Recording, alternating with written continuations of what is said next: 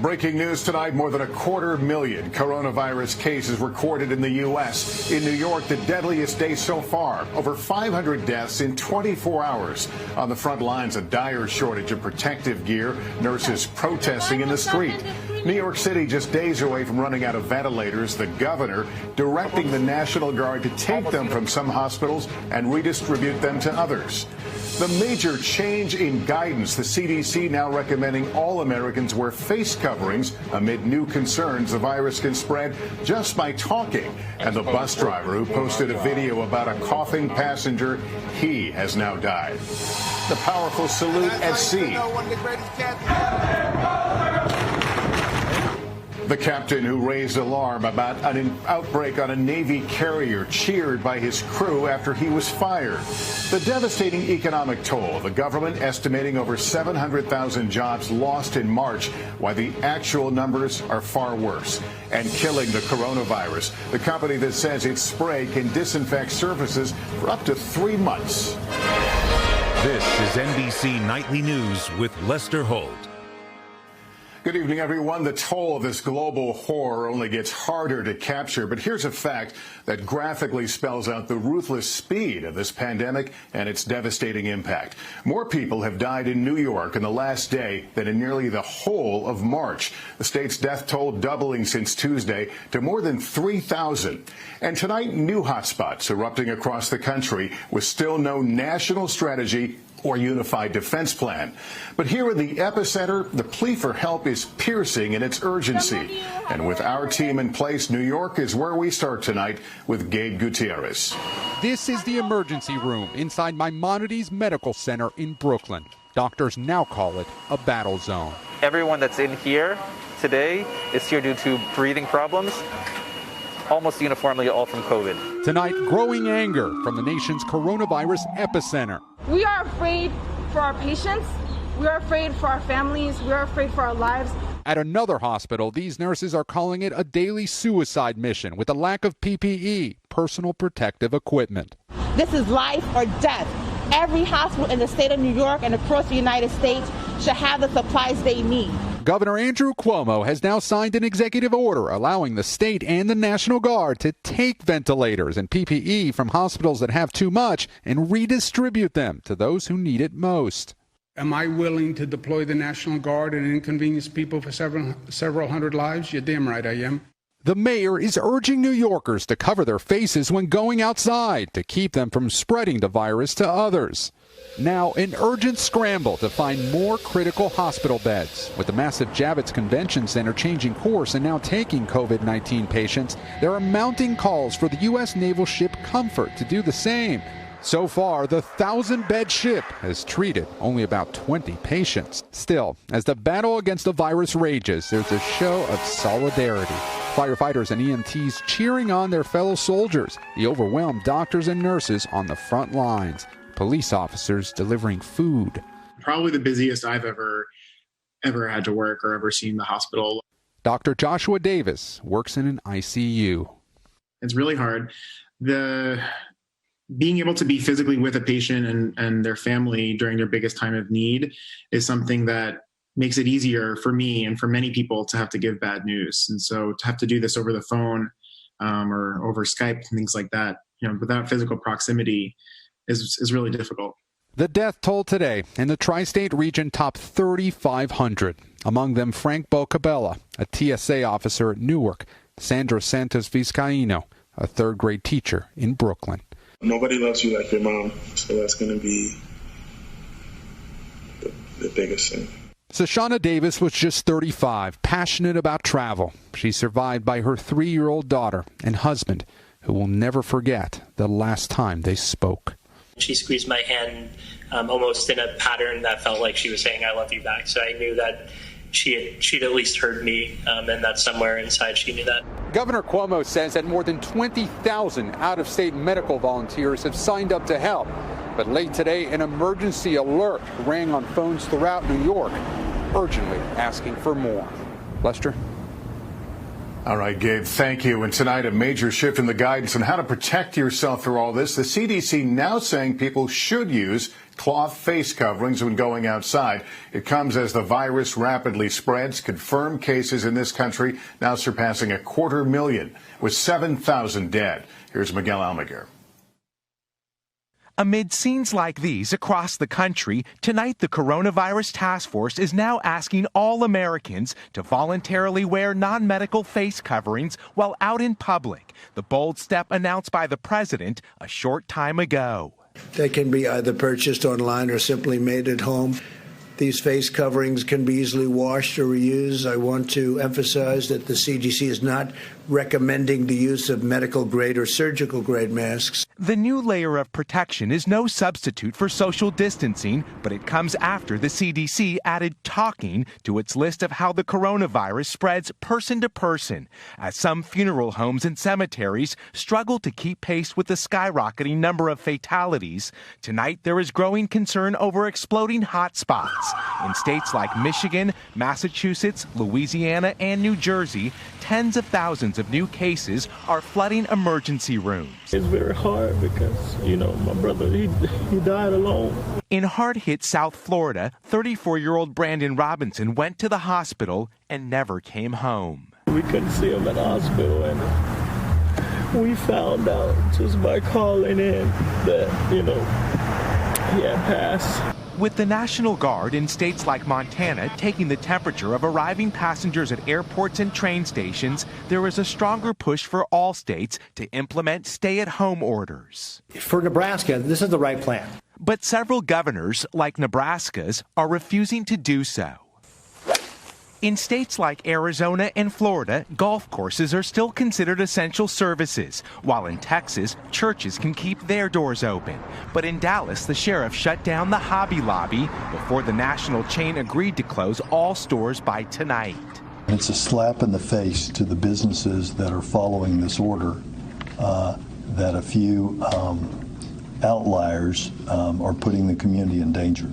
As Michigan gets set to fine residents $1,000 for failing to comply with social distancing orders. This coronavirus is for real. In Detroit, bus driver Jason Hargrove warned of passengers not covering their mouths when coughing. After contracting the virus, Hargrove is now among the heartbreaking list of public servants who died while likely becoming infected on the job. In Southern California today, a second procession in as many days after two deputies passed away after contracting the virus. The families of those taking the greatest risk for public good often paying the highest toll. But tonight, there are also stories of inspiration.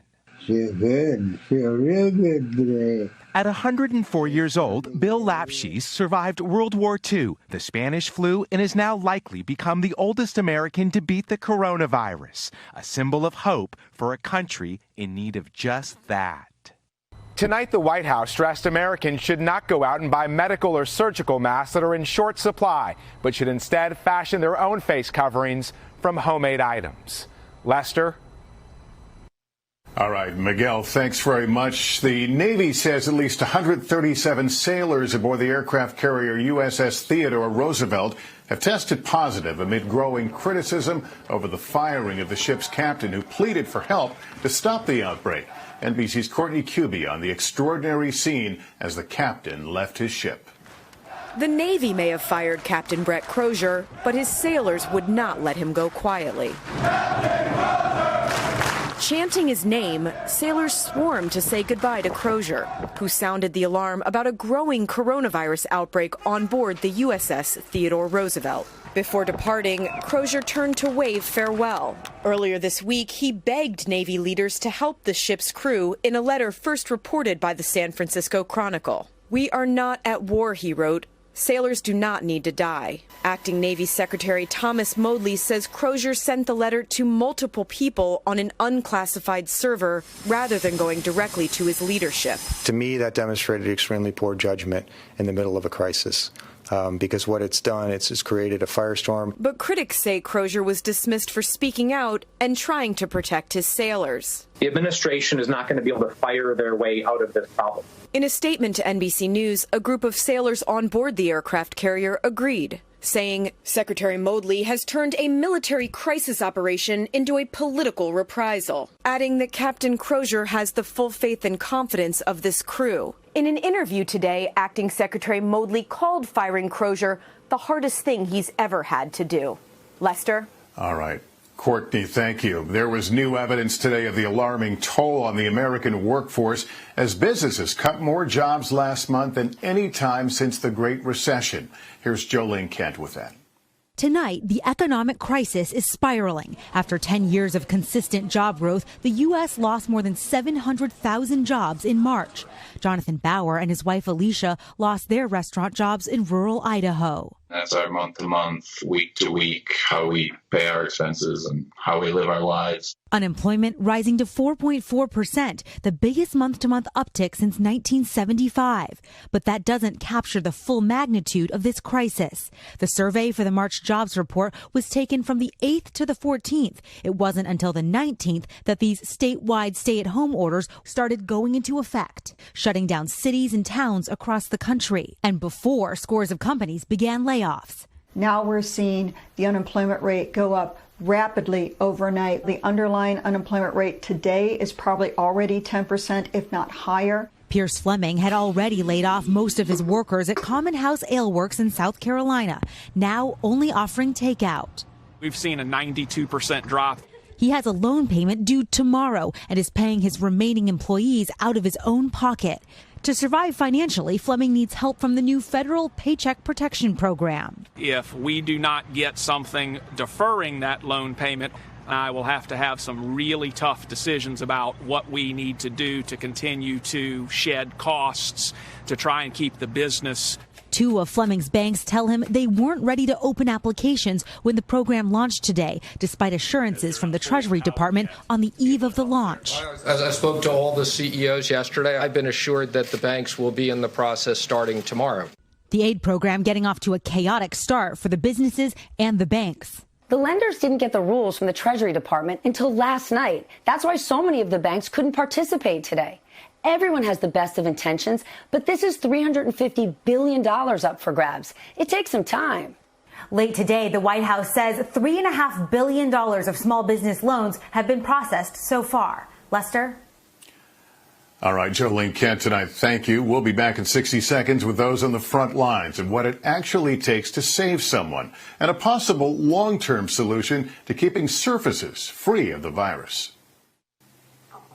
On the front lines of the crisis, as we reported, there is a dire shortage of ventilators. NBC's Stephanie Gosk with more on these critical machines that can mean the difference between life and death. For those hardest hit by coronavirus, a ventilator can be the only hope. My husband would have died without a ventilator. Yep. 45-year-old Chris Tillett from Connecticut was on one for 10 days. I had no clue what they had done. I was down so low that all I knew was I had a 10-day long crazy dream. They've got you knocked out and sedated. Putting someone on a ventilator is not like flipping a switch and turning on your car. Intubating somebody is a high-risk scenario where you're taking over their breathing from their body. We're going to go in to intubate a patient, and at this time we need to be fully prepared with our PPE. Intubating a COVID patient is also one of the riskiest moments for healthcare workers themselves. An intubation tube is like a really, really wide straw. It's about a centimeter in diameter, and you're putting that into someone's lungs. That actually creates a direct conduit to like a geyser of the virus back out the tube. That's my team in there. That's my family in there doing that. I'm scared, but that's what we all signed up for. Leslie Schlachter is an advanced practice provider at Mount Sinai.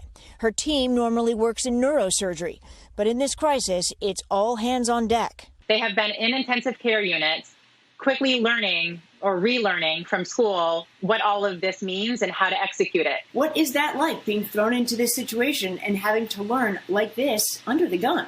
You know, a lot of people say, well, just get the hospital ventilators and we can save lives. And it's not all about the ventilator. It's about everyone behind the ventilator. Kelly May is a nurse in Michigan. The other night I was helping take care of a ventilator patient, and I stood on the other side of glass doors, and I just took some time and watched him and thought, what was his story? What's his family like? Unfortunately, yesterday afternoon, he passed away at the age of 45.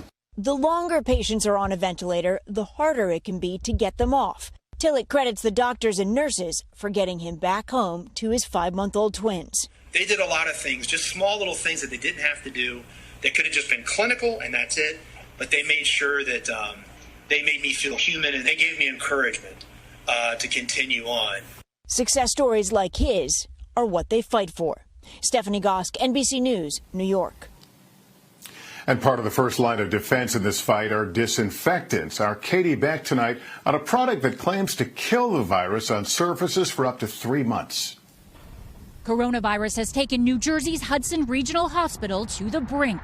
Our ICU is full. Our emergency department is full, and we're seeing patients in the hallway. So now this hospital, in an effort to protect staff and patients, is the first to use a product its CEO tells us he believes can disinfect surface areas long term.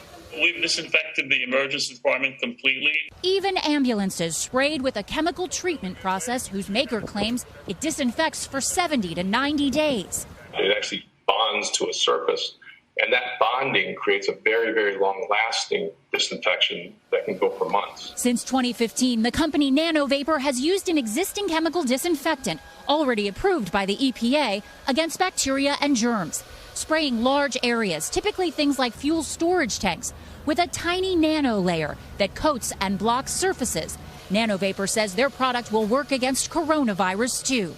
As people come back to their regular lives, they're going to want to be reassured that the surface they're touching has been disinfected and has a long-lasting effect. The company says large public spaces like train stations and airports could benefit from its disinfectant, and they work fast. They say a space as large as Union Station in Washington, D.C. could be treated in just a number of hours. The product's base chemical has been approved and deemed safe for humans by the EPA, though the agency tells us it has not tested the company's claim that the product reduces germs by more than 99% for 70 days, or that it works against COVID-19. Countries like China, Spain, and South Korea already spraying high-traffic public spaces with various disinfectants. The race now on to figure out the best way to keep all of us safe. Katie Beck, NBC News, Washington. Up next, a hero providing a lifeline to those in need.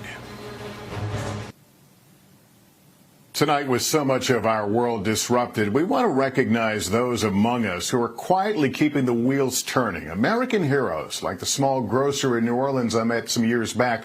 He was there for his devastated community after Katrina, and now is there to help it through a pandemic.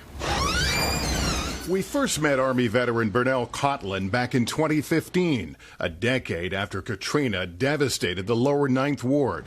He spent his life savings to open the only grocery store here, an oasis in a food desert. Where would I find a fresh tomato or fresh lemon around here? Right here. This is the only place. This is the only place. Today, the store still remains the only business of its kind here. But now, it's facing a new storm. Yeah. Are people frightened where you are? They're terrified. They're terrified. They have no place to go. They come here to eat. They come here to pick up the cleaning supplies. It's a blessing for everybody because I just went and bought a mask. You're not just selling food and stuff. You're selling some protective measures for this pandemic. Here at my store, I have the protective mask. I have the gloves, cleaning supplies, bleach. I can't believe we're having this conversation. I mean, when you and I met, we couldn't have imagined something like this. To be honest with you, it feels like a nightmare. It feels like we live in Katrina all over again, except it's much worse because it's almost like an invisible monster. But they're feeling its impact. Many of his regular customers now out of work.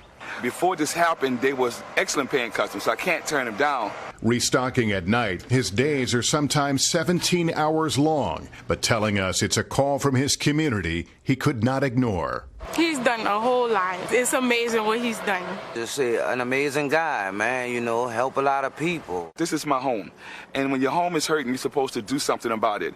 It's been hurting since 2005, and even more so now. So I'm going to stay open. I found my purpose in life, and my purpose is service. Burnell Cotlin, one of many American heroes we'll be telling you about in the coming days. That's Nightly News for this Friday. I'm Lester Holt. Please take care of yourself and each other. Hey, NBC News viewers, thanks for checking out our YouTube channel.